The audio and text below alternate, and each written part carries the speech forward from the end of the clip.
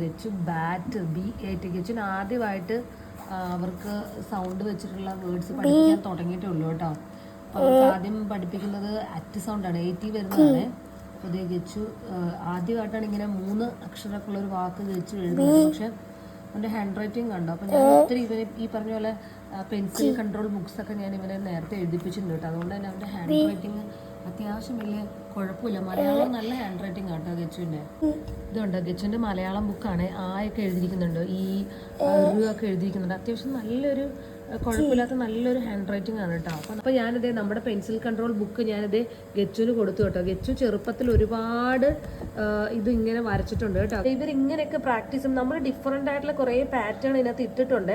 ഇത് ഇടാൻ കാരണം എന്താണെന്ന് വെച്ചാലേ നമ്മുടെ മലയാളം അക്ഷരങ്ങൾ എഴുതുമ്പോൾ നല്ല എന്താ പറയുക, മെയ്വഴക്കം എന്നൊക്കെ പറയണ പോലെ നല്ല കൈവഴക്കം വേണം. അതുകൊണ്ട് നമ്മൾ ഇങ്ങനത്തെ ഡിഫറെൻ്റ് ആയിട്ടുള്ള കുറേ പാറ്റേൺസ് ഒക്കെ ഇട്ടിട്ടുണ്ട് കേട്ടോ. പിന്നെ ഇത് നമുക്ക് ഈ പറഞ്ഞതുപോലെ യൂസ് ചെയ്ത് കഴിയുമ്പോഴത്തേക്കിനുണ്ടല്ലോ നമുക്ക് ടിഷ്യൂ വെച്ചിട്ട് ഇതേ ഇങ്ങനെ നല്ല രീതിയിൽ നമുക്ക് ടിഷ്യൂ വെച്ച് വൈപ്പ് ചെയ്യാം കേട്ടോ. ഓക്കെ, പിന്നെ വേണേൽ നമുക്ക് സാനിറ്റൈസർ ലേശം ഇട്ട് കൊടുക്കുകയാണെന്നുണ്ടെങ്കിൽ ആ ഒരു ചെറിയ ബ്ലാക്ക് സ്റ്റെയിൻ പോയി കിട്ടുമേ. നമുക്കിങ്ങനെ വൈപ്പ് ചെയ്ത് നല്ല രീതിയിൽ നമുക്ക് വീണ്ടും വീണ്ടും റീയൂസിങ് കൂടെ ചെയ്യാനായിട്ട് പറ്റും കേട്ടോ. അപ്പോൾ അതേ ഈ ബുക്ക് നിങ്ങൾക്ക് ആർക്കെങ്കിലും വാങ്ങിക്കണമെന്ന് താല്പര്യം ഉണ്ടെന്നുണ്ടെങ്കിൽ ഞാനിവിടെ വാട്സപ്പ് നമ്പർ നമ്മുടെ മെൻഷൻ ചെയ്യുന്നുണ്ട് കേട്ടോ. അപ്പം നിങ്ങൾക്ക് വാങ്ങിക്കാം, കുട്ടികൾക്ക് നല്ല രീതിയിൽ അവരെ പഠിപ്പിക്കാനായിട്ട് കേട്ടോ.